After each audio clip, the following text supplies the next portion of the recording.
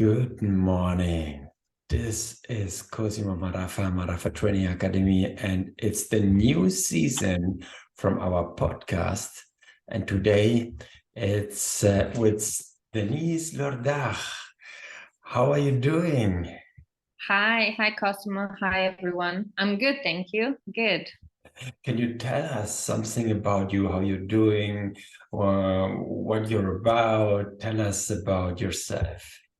Yes, sure. So I am a cognitive behavioral hypnotherapist. Okay. And I specialize in helping people worry less and sleep better, as I call it.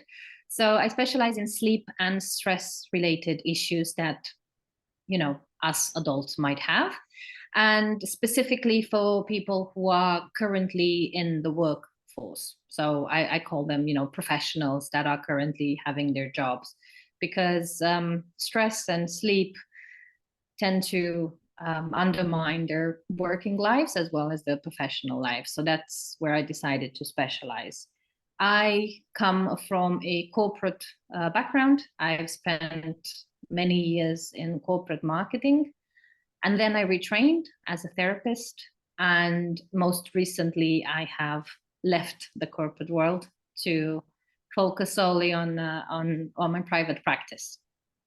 Wow, that seems something really important for our lives, for our Mhm. energy, and that you made this shift to entrepreneur. Yes, not an easy shift. Love it, love it. Okay, wonderful. Let's switch to the first question and tell us what big challenges did you have in your time before and now? What were some of the challenges you want to tell us? Sure. I think one of the challenges was that I would put it against a lack of education, because in my 20s, when I was working a wonderful job, part of a wonderful team, I wouldn't really sleep very well. And that was the first time that I experienced insomnia. Now, I knew of insomnia as a word that people use, but I didn't know exactly what it meant until I was struggling with it. And I thought, like many of my clients that are, coming to me, I thought it's a thing, it's a personality type of thing. Sometimes insomnia comes along, and that's who you are. And I didn't really put too much input on it. I was thinking, okay, that's what it is, and one day I will sleep better again. I wasn't really doing anything to change it. And obviously, went by, and I was still struggling to sleep. And my manager at the time, he asked me, quite concerned as to what happened to your energy levels, because you don't seem like yourself these days. And I said, well, I don't sleep very well. And he asked me, so what time do you wake up at night? And I said, around 3:15. And he said, why are you stressed? And I was completely like, what do you mean? I'm telling you I can't sleep, and you're telling me why I'm stressed? I was completely taken aback. Again, I didn't know the connection between stress and sleep. So he pointed it out to me, and I was like, oh, okay. And because he was my manager at the time, and a damn good one, he was like, okay, let's work on something so we can take some of your, major projects or priorities, change them or help you so that, the stress can be reduced, your sleep can improve. And I thought, oh, that what a load of corporate BS. Actually, no, he was very right. And he helped me. And I was able to, together with other techniques, such as hypnotherapy, I was able to leave insomnia behind and focus more on my well being. But that was a challenge. And as I said, I was in my mid to late 20s, and I had no information about insomnia, stress. They were just buzzwords for me. So later in life, when I decided to retrain, I decided to focus and specialize in this area, because I think there are more people like me out there that didn't receive this information when they were in school or, when they were growing up. Wow, interesting. And so you kind of made it about your life and your next steps. Perfect. We have in our podcast this frame of the 6Ds, and let's go through them and see how they might help our listeners. The 6Ds, just to give you a little overview for somebody who might be the first time listening to this podcast. It's about what's your desire, what you decide about it, what you declare, what is your mission statement, how do you devote to it, what are your action steps, how do you develop them, and how you deliver. So let's bring Denise through the 6 steps and tell us, what's your desire for our listeners, for yourself, for the world, something you want to share with us that is your meaningful thing? I would like my desire is that everyone understands sleep is not a luxury, but a necessity. It's not something that should be traded off.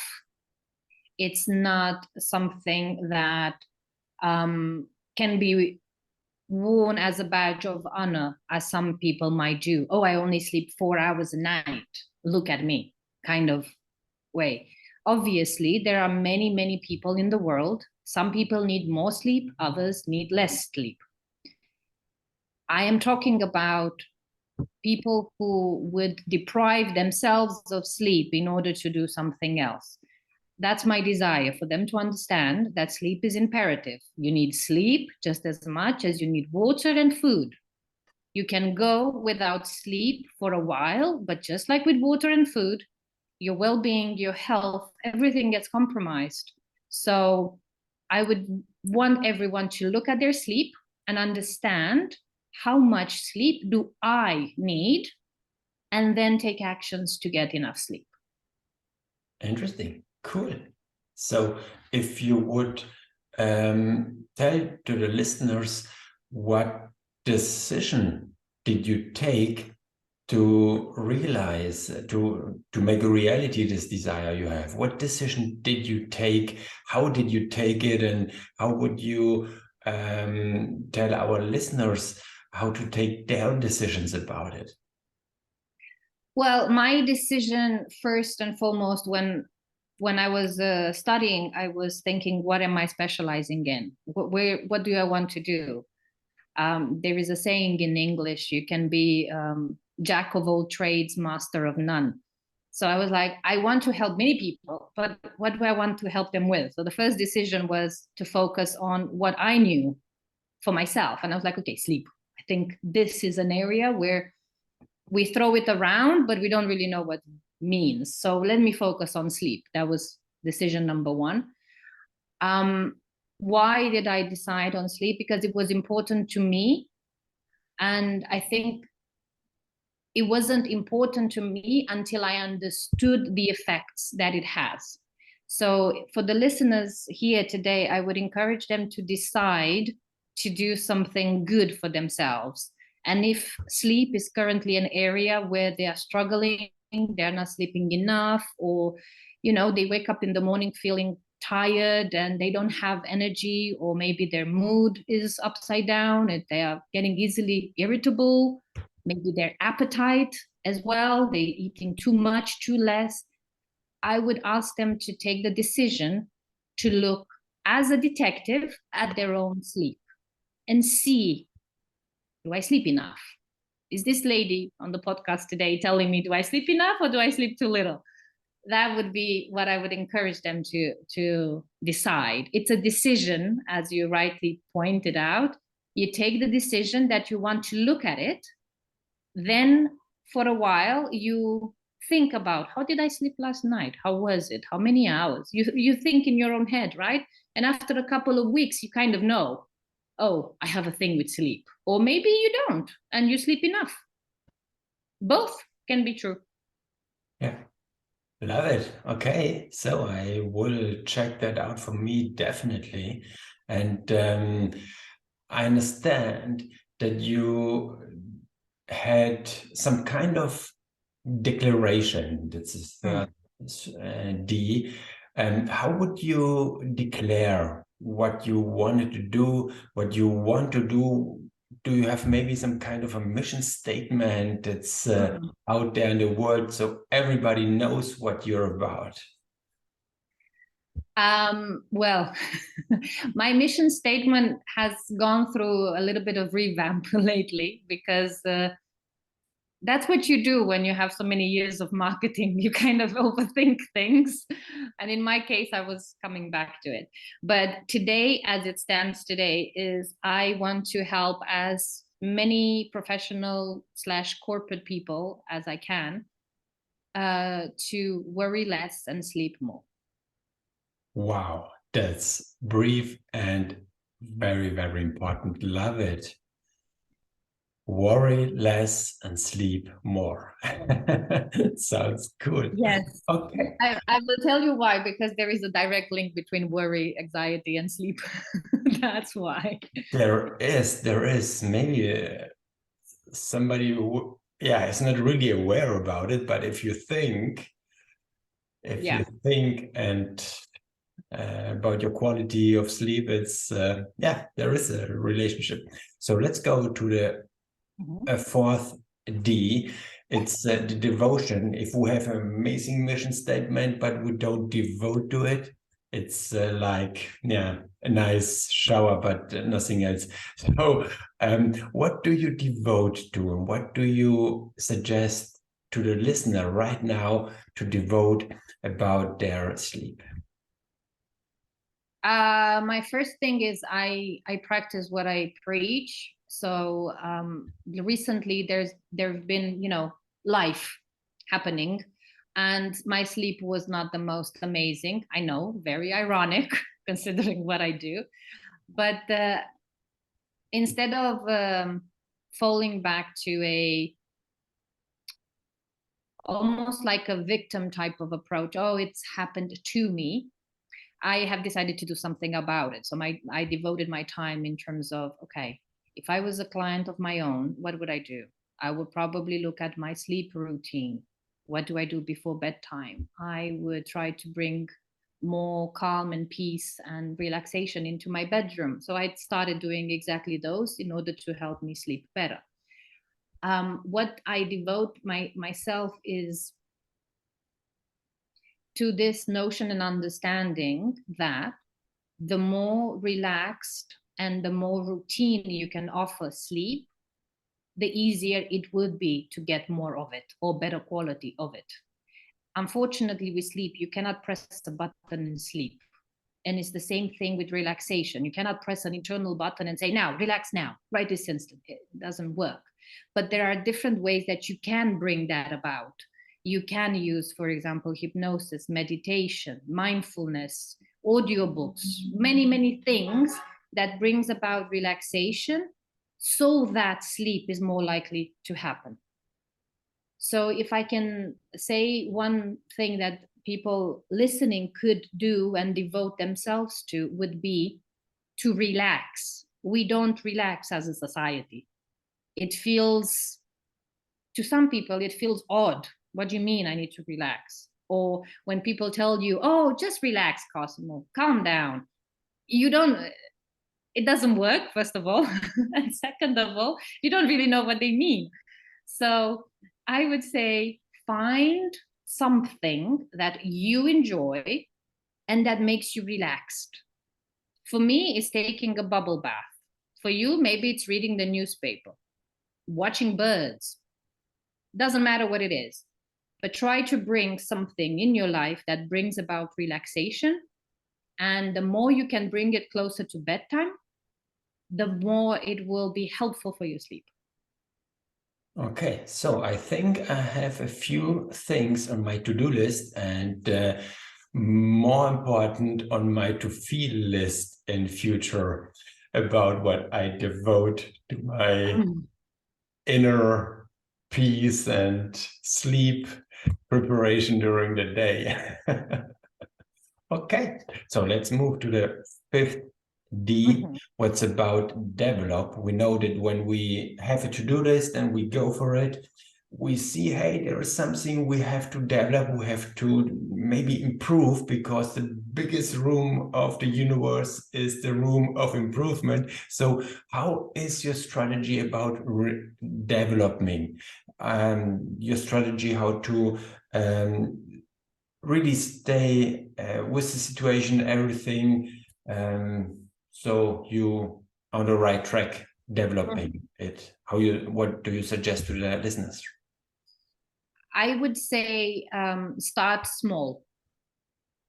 The tiniest, smallest, almost looks like insignificant thing, do that first. Why I say that? Because, for example, let's say your goal is to sleep better. That's your goal. Fabulous goal. I'm happy for you. But then you think, oh, if I sleep better, I will eat better. If I eat better, I will work better. I will, bike to work. I will walk more. And every time you say those things, you get overwhelmed, because you started with one thing and it's like a million things you want to do. And in our human nature, we want to do them all at once right now. Unfortunately, that is the easiest way to not work. So I would say, look at the goal. Maybe it is sleep better. I'll stay with this and say, okay, what can I do today? The smallest little thing that will help me get to my goal. And why do I mean it's small? Is because we need to build better habits. Healthy habits are built over time.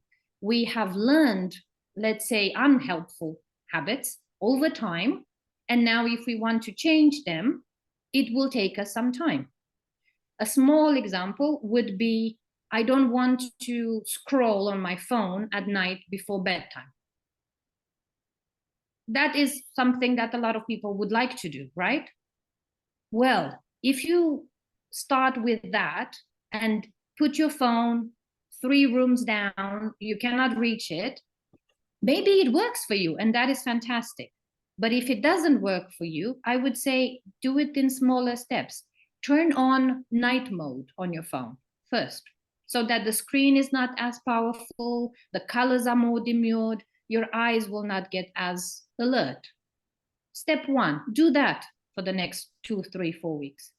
And you will prove to yourself, oh, I said I will do it, I did it, good habit. Yay, every night my phone goes on to night mode, but I still don't want my phone at night, right? So step 2 would be, I will still have the phone in my room, but instead of charging on my nightstand, it's gonna be at that table in the corner where I need to get up to go and get it. And when I'm relaxed and in my nice bedroom and bed, I don't really want to get out of it to go and find my phone, right? Step 2. And step 3 will be, I'll leave my phone downstairs. I'll leave my phone in another room. I forget about my phone at night. So it is about taking the smallest little step first and keeping with that small step until you think, you know what? I'm good with this. I'm ready to up this to my next step in the goal, towards the goal that I'm trying to build for myself. Wonderful. Okay, I think there is something I can think about, and the listeners also. So it's with everything. Yeah, sorry to interrupt you. It's with everything. It doesn't matter what is your goal. Break it down into small pieces. Do the small piece first, and then you'll be so happy with yourself and proud. You will take the next step. Yeah. Don't overwhelm yourself. Absolutely. Thank you for sharing this. So the 6D is the deliver part. The deliver part, for everybody who today is the first time here, is when you wanted to go on the Kilimanjaro and you did all the 6Ds and you deliver, you're at the top of the mountain and you can enjoy the wonderful view.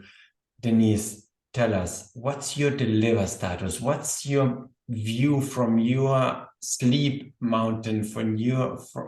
What do you see there out for yourself and for the listeners and for your customers? I see joy. As soon as you said these words, that's the first thing I saw. I saw joy. Why? Because I would be so joyful to know that I've helped people sleep. They would be very much more likely to experience joy in their lives, and therefore they will be more open to share the joy with others. And when I'm referring to joy, I'm not referring to happiness. Joy is something for a few seconds, right? You see a beautiful flower, you look at it, and it brings you, like, oh, wow, look at this, just for a moment, right? And imagine if you have those moments over and over and over again during your day. When you speak to a friend, when you have a piece of fruit, when you wake up in the morning and you love your bed because you slept very well, you're more likely to sprinkle the joy to others.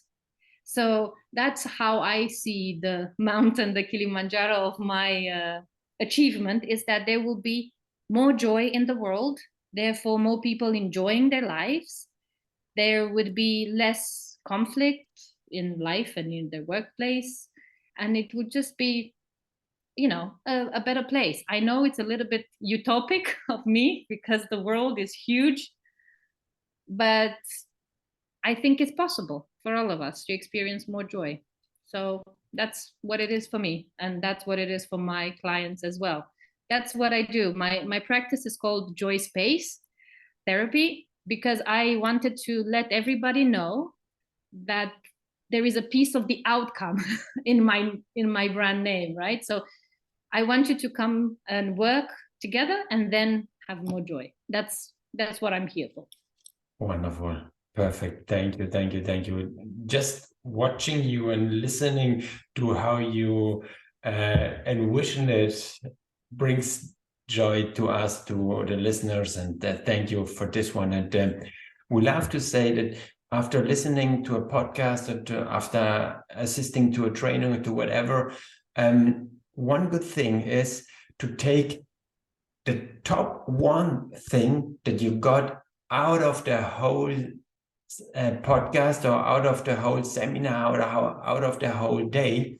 And so if you want to give one turbo tip from this whole podcast to the listener right now, what is this?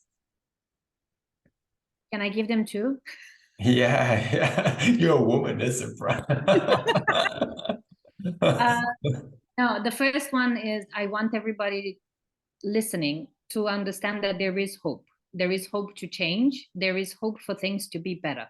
Because you've struggled with something for a long time doesn't necessarily mean that's it. When it comes to insomnia, if you've had it for years, it doesn't mean that it will never change. You can still find a path forward for it to be better for you. So that's why I wanted to say hope, first of all. We know that we can change as humans, so I want people to understand that. And the second one is, if for everyone listening and anyone listening who wants to chat to me, I'm happy to offer them what I call a free sleep audit, which is 45 minutes on a call similar to what we are doing today. And they would explain to me what are their issues regarding sleep and stress, and I would give them input in that amount of time as much as I can, and that is offered for free. Thank you, Denise. It's amazing to have this gift for the listeners. So we will put the link to your calendar or to your page on a comment down here. And for now, I wish everybody a wonderful day, and tonight the best sleep ever. This was... Exactly, I agree. Let's sleep. Not right away. That was Denise and Cosimo. Have a wonderful day. Talk to you soon. Here was Cosimo Marraffa Training Academy. Bye.